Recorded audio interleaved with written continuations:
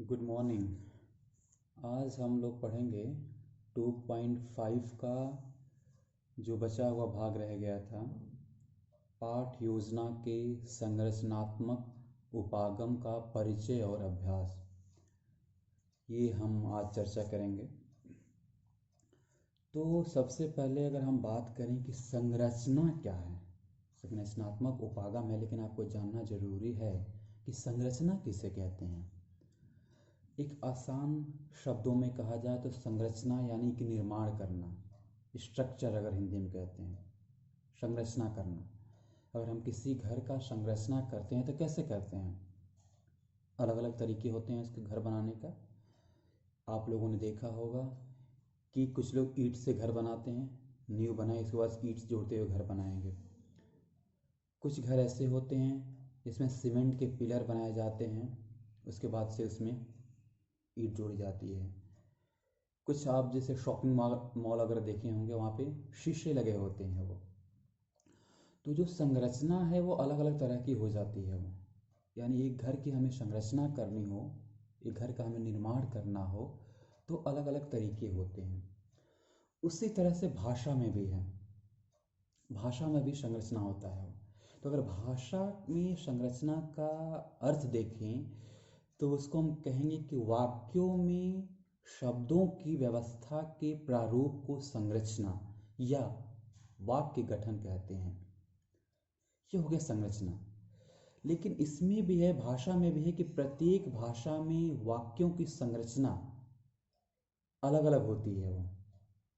जैसे अगर हिंदी भाषा के वाक्य संरचना की बात करें तो हिंदी में वाक्य संरचना कैसे होता है? आप देखें तो हिंदी में पहले क्या होता है? कर्ता होता है, फिर कर्म होता है, फिर क्रिया होता है।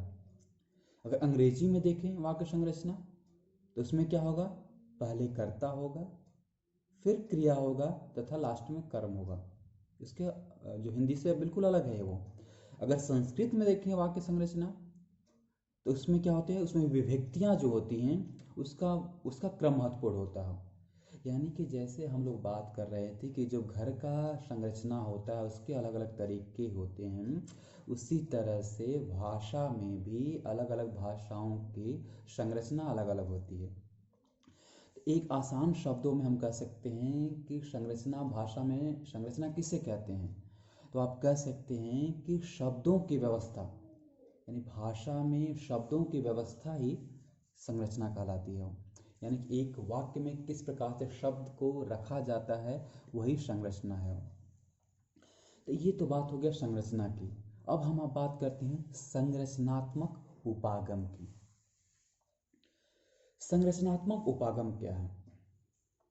अब हम देखते हैं, जैसे हम छोटे बच्चों को पढ़ाते हैं तो क्या करते हैं? हम पहले हम वर्णमाला से शुरू करते हैं वो, या हम लोगों ने, आपने देखा था जब शिक्षण की विधियाँ अगर हमने बात की थी, वो कौन कौन सी कैसे लिखन विधि या पठन विधि पढ़ाया जाए वो, तो हमने कहा था कि भाई शब्द, कुछ कोई शब्द विधि होता है, वाक्य विधि होता है, अलग अलग होता है।